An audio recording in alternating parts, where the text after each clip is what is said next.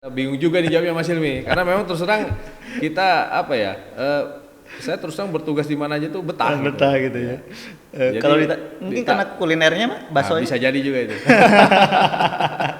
tapi ramah ramah di lidah nggak kalau misalnya kuliner Tasik? Ramah, ramah, ramah. Wah di sini luar biasa kalau kulinernya banyak. Oh. Selamat datang di Ngopi Bareng Hilmi Pramudia Podcast. Tamu saya kali ini yaitu Komandan Kodim 0612 Tasikmalaya, Letkol Infanteri Ari Sutrisno SIP. Sudah hadir bersama saya, Komandan. Apa kabar? Alhamdulillah Sehat kabar baik ya? Mas Hilmi. Harus tetap sehat. Oh tetap harus tetap sehat kita. Oke, terima kasih loh sudah mau hadir. Sayangnya nggak bisa ngopi dan kemarin. Mulutnya biasanya ngopi kan namanya, ngopi bareng, ngobrol inspirasi bareng. Nggak apa-apa lah. Jadi hari ini kita ngepuasa bareng. Ya, puasa bareng ya. Oke, sudah hampir 5 bulan ya Betul Mas Hilmi. bertugas di Tasikmalaya. Gimana? Tasikmalaya betah, masyarakatnya terus seperti apa dan gambaran pas? Ya alhamdulillah Mas Hilmi, sampai dengan hari ini saya bertugas di Tasikmalaya kurang lebih sudah hampir 5 bulan. Saya masuk di sini tanggal 7 Oktober 2020. Oke. Sebelumnya saya bertugas di Cianjur sebagai Komandan Batalion Rider 300 Brajawijaya. Tentunya yang saya hadapi di dunia satuan kewilayahan tentunya sangat jauh berbeda ya dengan tantangan tugas saya sebelumnya. Karena kan apabila menjadi komandan batalion kita memimpin satuan tempur operasional yang memang tugasnya lebih cenderung kepada tugas-tugas pertempuran. Saat ini saya sebagai komandan Kodim 0612 Tasikmalaya, ini lebih yang merupakan satuan kewilayahan TNI yang ada di wilayah, khususnya di Sekerat ini menaungi 2 kewilayahan, kota Tasikmalaya sendiri dan Kabupaten Tasikmalaya. Dihadapkan dengan tugas saya sebagai komandan satuan kewilayahan tentunya lebih banyak bersentuhan kepada masyarakat, khususnya ya membina potensi kewilayahan yang ada.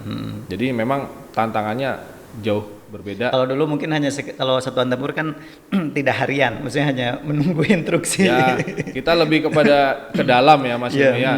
Bagaimana berlatih dan berlatih gitu. Kalau sekarang harus kayak semacam benar-benar membina masyarakat, dekat dengan masyarakat. Betul sekali.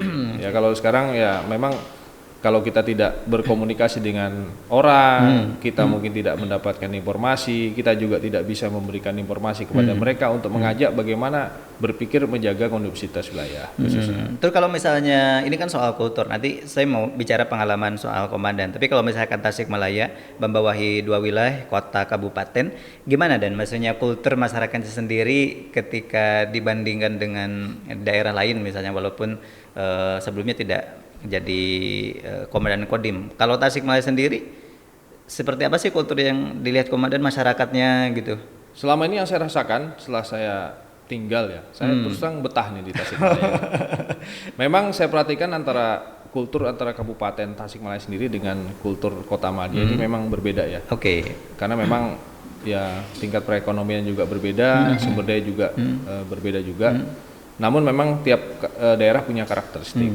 Memang keguyuban dalam arti mungkin kearifan lokal di mana masyarakat sangat erat kehidupan sosialisasi memang kita rasakan di kabupaten ya. Itu memang karena memang mereka lebih cenderung kepada daerah pedesaan. Iya betul. Sedangkan kultur di perkotaan ini memang sudah lebih cenderung modern. Karena memang terus terang saja kota Tasikmalaya ini kan paling rame nih di Priangan Timur nih. Iya pusatnya gitu kan. Ekonomi pendidikan ada di sini. Semua orang larinya ke kota Tasikmalaya ini.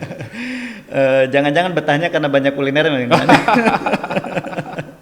Jadi kota bakso ini. Kota bakso, betul. Tadi ngomong-ngomong, saya kalau misalnya juga nanyain ke teman-teman yang khususnya yang di lapangan, gimana komandan Dandim yang baru sekarang? Oh orangnya asik, kemudian mudah lah, enak untuk diajak komunikasi katanya.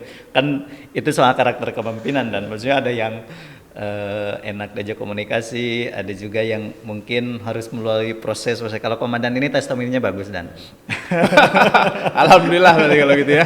Iya, alhamdulillah makanya testimoninya positif. Maksudnya enak diajak ngobrol, komunikasi segala macam. Jadi ya itu bagus seperti itu. Oke Dan, kalau saya lihat komandan ini kan sebenarnya dari mana sih? Kalau kulturnya saya lihat gelagatnya karakternya masih tidak kesundaannya ada nih, Jawa-Jawanya sebenarnya dari mana?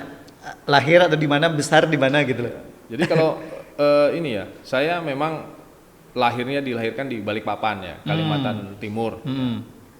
Dari orang tua sendiri memang sudah moyangnya sudah lama trans di Kalimantan. Oh iya. Hanya memang kehidupan di kota saya khususnya Balikpapan karena memang hampir mayoritas adalah ekspatriat ya. Sehingga kultur di sana lebih cenderung Indonesia sebenarnya. Oh. Makanya tidak ada, yang pertama di kampung saya tidak ada bahasa daerah, semua menggunakan bahasa Indonesia. Hanya dialeknya saja mungkin yang kadang-kadang kita itukah, itu agak-agak asing aja itu. Tapi sebenarnya secara lebih tidak ada dialek-dialek. Iya, justru saya juga komunikasinya tidak merasakan kalau misalnya orang berbeda pulau segala macam itu ada kerasa. Kalau komandan nggak terasa, makanya ini orang mana saya bilang nggak terasa. Dan maksudnya dengan logat Sunda segala macam yang ada di Pirangan Timur atau misalnya di Jawa Barat sendiri itu nggak terlalu kentara lah istilahnya untuk perbedaan gaya atau segala macam. Oke, ngomongin soal ini dan pengalaman, memang keluarga atau misalnya keluarga besar itu backgroundnya TNI juga atau misalnya seperti apa? Kadang kan ada keturunannya semuanya pasti ada yang misalnya di TNI. Kalau komandan background keluarga sendiri seperti apa Dan?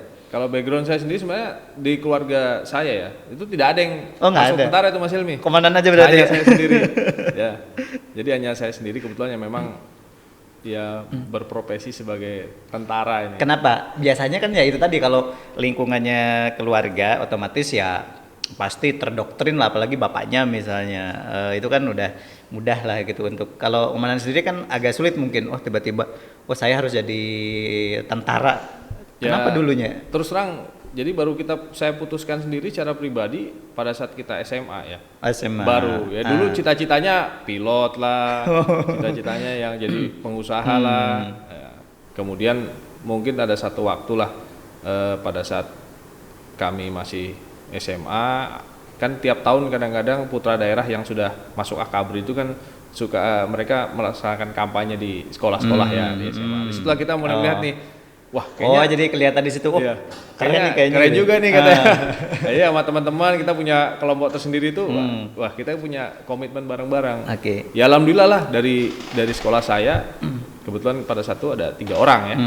Saya di Angkatan Darat, kawan saya satu lagi di Angkatan Udara, saat ini jadi komandan skadron di Halim. Satu lagi sekarang di Barreskrim Mabes Polri. Jadi sama-sama kebetulan jadi satu angkatan, hanya kita berbeda angkatan. Oh, jadi situ mungkin pas ada kampanye di sosialisasi lah istilahnya, jadi tertarik, kayaknya keren, masuk dalam dulu prosesnya lancar. Nah, kalau misalnya soal tugas Dan, pernah keliling kemana aja sih selama sampai pada akhirnya di Tasik gitu? Sebelum ke Tasik prosesnya itu kemana aja? Wah, prosesnya memang udah lumayan panjang juga ya. Oke, barangkali bisa diceritakan. Pada saat tugas pertama memang saya di Ambon, penugasan pertama. Kemudian pindah ke Kupang. Oke. Di Kupang di Flores. Setelah itu baru pindah ke Bali. Setelah di Bali saya melaksanakan sekolah di Kelapa II, dapat penempatan lagi di Kalimantan, tapi Kalimantannya utara. Di perbatasan, di Bulungan, di Malinau. Setelah itu baru saya dapat kesempatan lah bertugas di Pulau Jawa ini. Baru sekarang berarti? Sebelum kemarin ya? Ya, jadi saya tugas dulu di Bandung. Saya masuk di Jawa Barat 2016 akhir. Jadi 2017 di Bandung, kemudian Cianjur sampai dengan di Tasik. Tapi apabila penugasan operasi, mungkin tugas operasi di Ambon, kemudian di Aceh, perbatasan NTT. Nah, sampai terakhir kemarin saya membawa batalion melaksanakan tugas operasi di Papua kemarin. Papua. Kalau satuan tempur kemudian itu semuanya sudah pasti ke Papua ya? Enggak Saat juga. ini ya, tapi memang tidak semuanya ke sana. Tetapi pada saat ini, memang saat ini daerah operasi hanya tinggal Papua ya. Kalau operasi di Poso juga masih ada juga. Yeah. Ya. Kalau yang rutinitas seperti operasi pengamanan perbatasan kan masih tetap dilakukan ya. Karena setiap saya nanya, kalau yang itu pasti semuanya pernah ke Papua rasanya. Kalau di Papua dulu operasi berapa lama Dan? Kita kemarin operasi selama 1 tahun ya. Oh, 1 tahun. Seyogianya operasi kami dilaksanakan 9 bulan. Tapi karena kemarin memang pandemi COVID sedang naiknya, sehingga kami terjadi kemunduran schedule. Jadi menjadi 1 tahun kita kemarin. Kebetulan operasi di perbatasan. Waktu itu Dan tugasnya yang di Cianjur atau? Pada saat saya di Cianjur, Oke. ini membawa pasukan dari Cianjur bertugas di Papua. Oke Dan, ini menarik, saya sedikit ngobrolin tentang pengalaman komandan di Papua. Nah sebenarnya kan aja itu tadi kayaknya dari operasinya yang paling ini adalah sekarang di Papua. Kenapa sih selalu di Papua tuh ada apa sih, dan kenapa setiap tahun harus ada saja orang yang bertugas di sana gitu, bergiliran gitu? Kenapa itu? Jadi di Papua ini kan memang merupakan tugasnya TNI dalam rangka menjaga perbatasannya. Karena memang secara perbatasan darat Provinsi Papua ini kan berbatasan dengan negara PNG. Nah, disitulah makanya TNI hadir melaksanakan tugas operasi pengamanan perbatasan. Ya di samping itu memang sampai dengan hari ini kita masih mendengar lah adanya ya gejolak-gejolak dari kelompok-kelompok OPM atau kita bisa bilang kelompok separatis kriminal bersenjata. KKB ya? Ya KKB yang saat ini mungkin masih melaksanakan aktivitas-aktivitas yang mengganggu kondusivitas wilayah ketenangan. Kalau misalnya komandan selama bertugas di sana itu sempat nggak kayak misalnya kontak langsung sama mereka waktu selama setahun di situ, Dan waktu operasi di sana pernah nggak? Jadi pada saat kami kemarin operasi di sana melaksanakan kontak 2 kali ya di Pegunungan Bintang di Oksibil. Nah, itu pada saat melaksanakan kegiatan patroli. Ini ada 2 tim anggota kami ya melaksanakan kontak. Ya alhamdulillah memang tidak terdapat korban dan sebagainya. Namun paling tidak kehadiran kami di daerah tersebut bisa memberikan dampak rasa aman kepada masyarakat. Karena terus terang saja dengan adanya kegiatan-kegiatan tersebut, masyarakat ini tidak nyaman dalam melaksanakan aktivitas sehari-hari. Ketakutan berarti ya? Mereka ketakutan, merasa diintimidasi. Nah, jadi mereka itu ngapain aja, Dan kayak KKB itu mengganggu kayak misalnya, dan mereka itu KKB itu masih sebenarnya walaupun ya itu tadi pengen memisahkan diri atau segala macam, mengganggu masyarakat kayak gitu, kayak misalnya melakukan kriminal, kekerasan, pencurian, begitu juga ya? Mereka ini kan pada tujuan pokoknya adalah ingin memisahkan diri dengan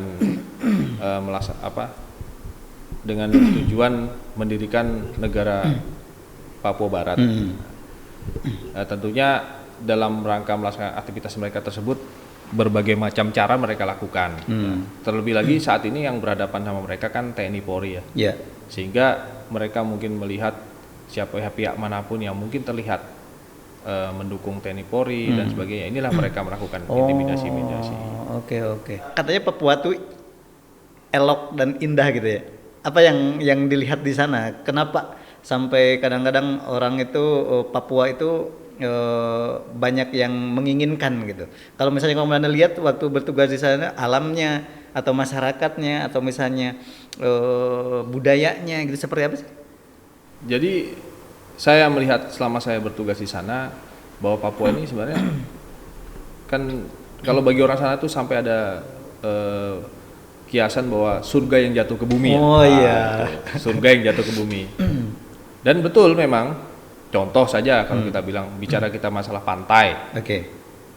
Pantai di sana luar biasa, indah, keren. Karena apa? Memang belum tersentuh ya, tersentuh oleh pengelolaan profesional. Jadi masih sangat alamiah, bersih. Kita kalau melihat laut tuh bisa lihat dasarnya Mas Ilmi. Saking jernihnya itu. Saking jernihnya. Selama di sana berarti sering menemukan tempat-tempat, wih, kalau ini ada di Jawa itu udah kayak dikembanginnya seperti Kalau apa? sering ya enggak, nanti kalau kita sering berarti saya jalan-jalan lah di sana. Tapi ada yang kita datangi, kebetulan kita lewatin, ya jadi kita langsung melihat gitu kan. Seperti kemarin pada saat kita berangkat saja kan kapal kita singgah di Sorong, ya bisa melihat kondisi di sana kan memang ya kalau untuk kondisi kekayaan laut luar biasa. Keren ya. Keren. Makanya mungkin itu tadi kenapa Papua itu banyak yang mau gitu ya. Kayak gadis mungkin banyak yang memperebutkan. Oke. Ini dan sedikit lagi soal kondisi situasi Papua. Soal kalau dulu kan kita melihat dan mendengar bahwa Papua itu kayak misalnya daerah tertinggal. Kalau sekarang pembangunan infrastruktur di sana tuh katanya udah bagus ya, Dan, maksudnya. Sudah bagus. Ya. Yang dilakukan pemerintah pusat saat ini dengan kebijakan Presiden Jokowi saat ini dengan pembangunan jalan Trans Papua ini kan Itu sangat luar biasa dampaknya. Dulu mungkin yang bisa dirasakan bahwa mungkin semen harganya pada saat di bawah 75.000 ya mungkin satu sak ya. Semakin naik itu kan bisa sampai 1 juta lebih. Nah iya. Dengan adanya pembangunan jalan trans ini kan itu akan bisa memeratakan ekonomi, sehingga tadi bisa menekan ya soal kayak harga bensin kayak gitu ya kan, ya, luar biasa. bahan bakar. Oke. Itu sangat luar biasa lah itu. Pembangunannya ya, karena dengan infrastruktur kayaknya benar-benar sangat penting untuk menopang perekonomian juga ya. Betul sekali Mas Ilmu. Oke, ini Dan ngomongin soal tugas tadi kan udah hampir misalnya keliling Indonesia segala macam. Ada nggak kayak misalnya tempat tugas yang berkesan atau malah semuanya berkesan? Kalau bagi saya alhamdulillah semuanya berkesan gitu. Karena dengan tugas ini kita jadi tahu ya Mas Ilmu ya. Contoh nih misalnya pada saat kami bertugas di Bali. Nah, Bali semua orang pasti kan pengen berlibur ke sana Mas Ilmu ya. Nah, bagi saya dengan sekeluarga anggap aja liburan nggak perlu capek-capek lagi ke sana. Berapa lama Dan di situ dan posisinya apa dulu? Dulu saya dari Danton sampai dan Ramil juga di sana. Jadi hampir sekitar 8 tahun di Bali. 8 tahun di mana? Alhamdulillah. Jadi sudah bertugas sampai berlibur. Anggaplah sampai berlibur gitu ya. Iya keren ya. Dan tadi soal kesan-kesan ketika kalau di Jawa kan baru dari Cianjur sama Tasik kan. Ya, baru. Nah, kalau misalnya setiap bertugas komandan sendiri itu biasanya memboyong keluarga. Selalu saya. Selalu. Ya, bagi saya keluarga utama Mas ini.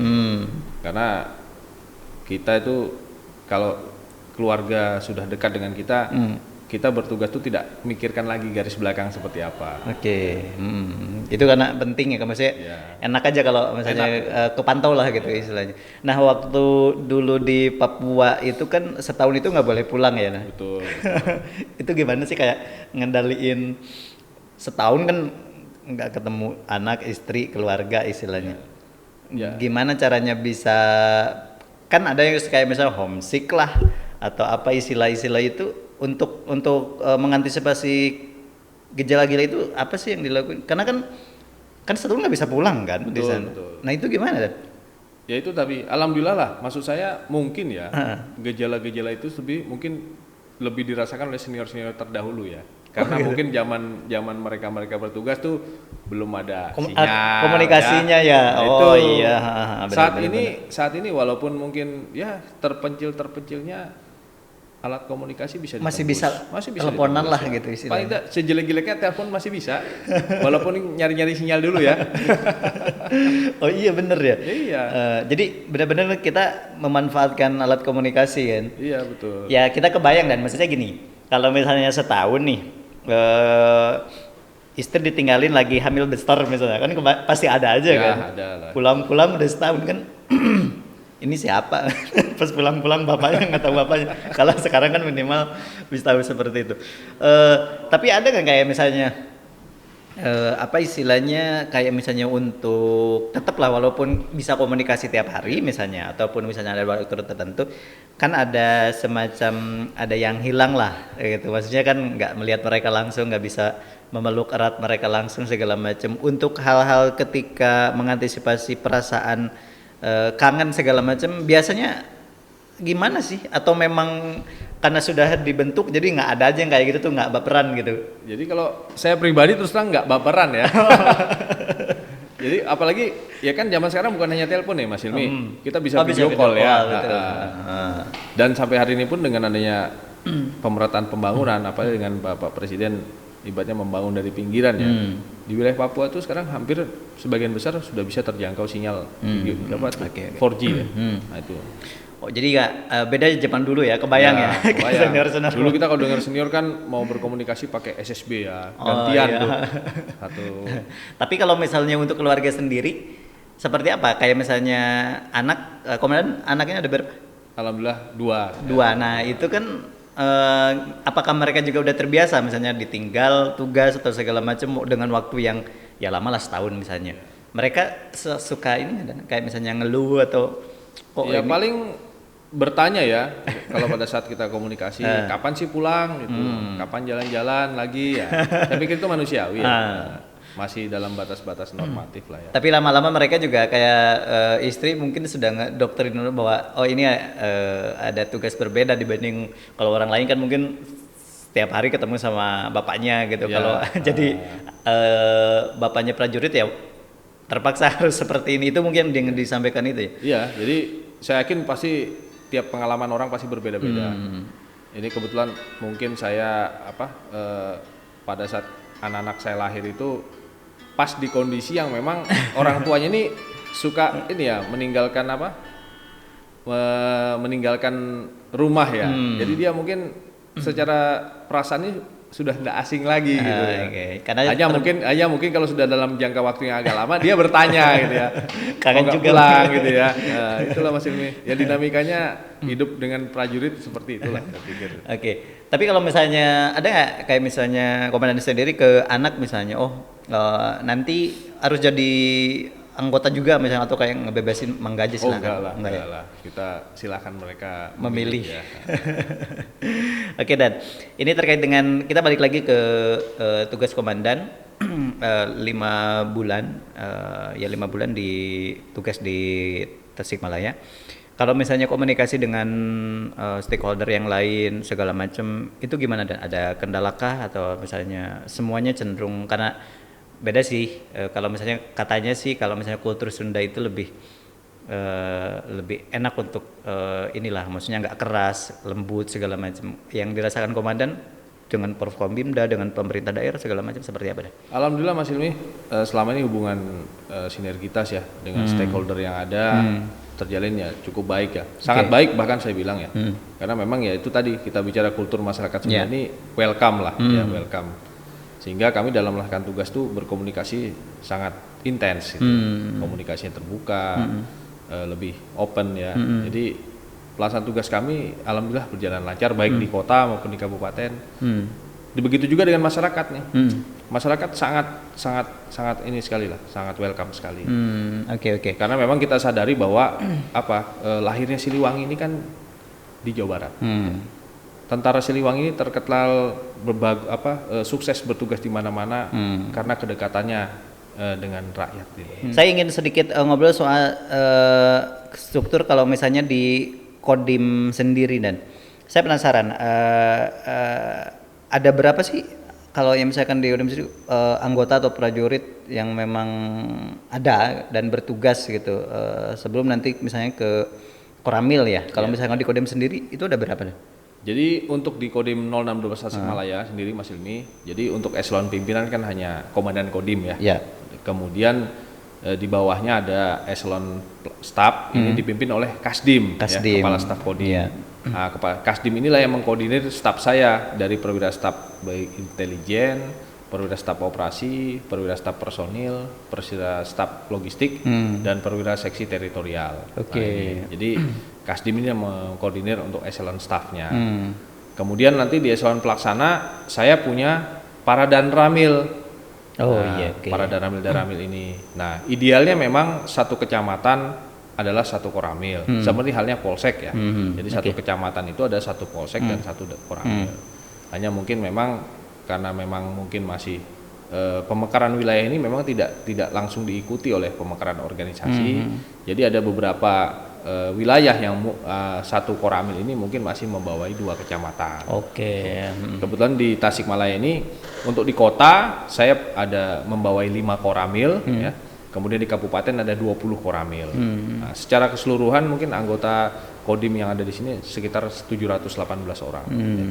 Kalau misalnya itu sudah cukup ideal nggak sih atau masih jauh dari kata ideal untuk seluas 0612 ini kan membawahi 2 wilayah kota sama kabupaten? Ya kalau memang ideal sebenarnya belum bisa ideal sampai 100% ya Mas Ilmi ya. Karena kalau kita berbicara ideal kan tentu kita bicara lagi kebijakan pimpinan.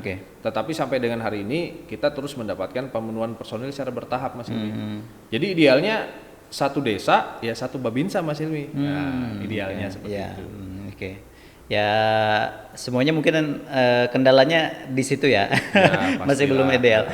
Nah ini terkait dengan program komandan sendiri di Kodim 0612. Kayak kemarin saya teman-teman juga ada yang liputan bagaimana Babinsa ini bekerjasama dengan ACT, Aksi Cepat Tanggap itu terkait dengan menyalurkan sembako seperti itu. Itu seperti apa dan programnya?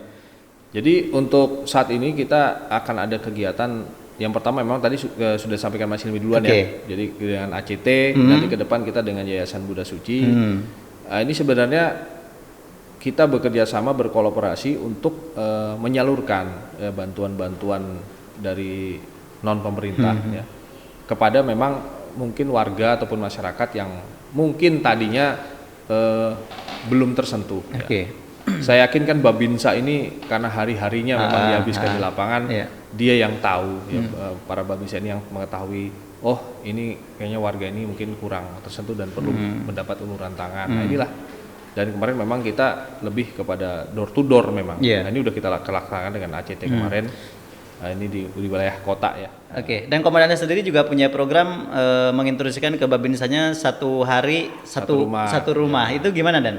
Jadi saya pengennya ya namanya kantor Babinsa ini kan di masyarakat gitu. Makanya saya selalu memerintahkan harus kalau bisa satu hari wajib bertamu kepada satu rumah.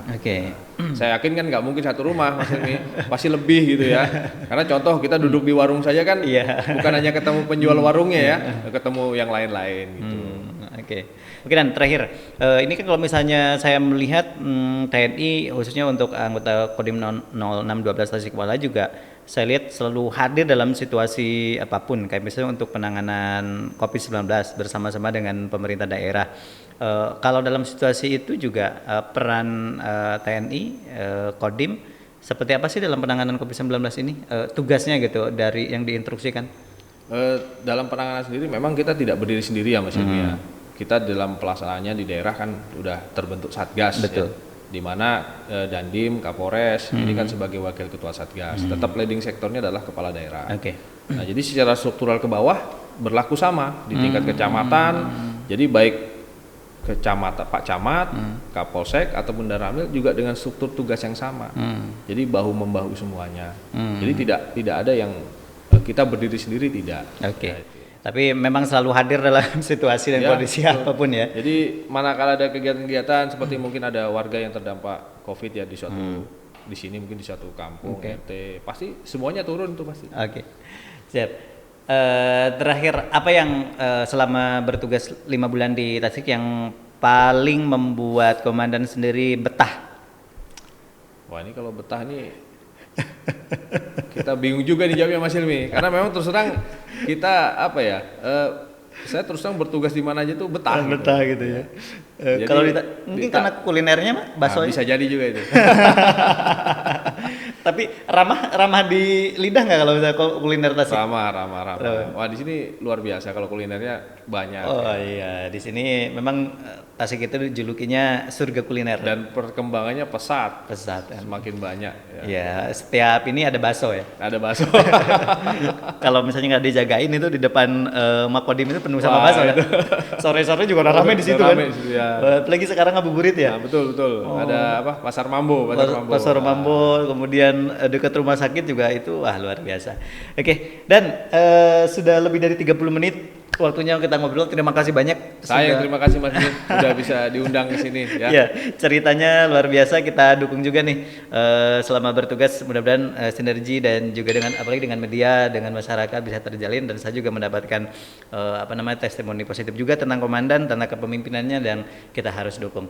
Ini merupakan akhir dari pembicaraan kita pada kesempatan hari ini. Terima kasih atas kesempatannya. Mohon maaf bila ada salah kata. Wassalamualaikum warahmatullahi wabarakatuh. Sampai jumpa.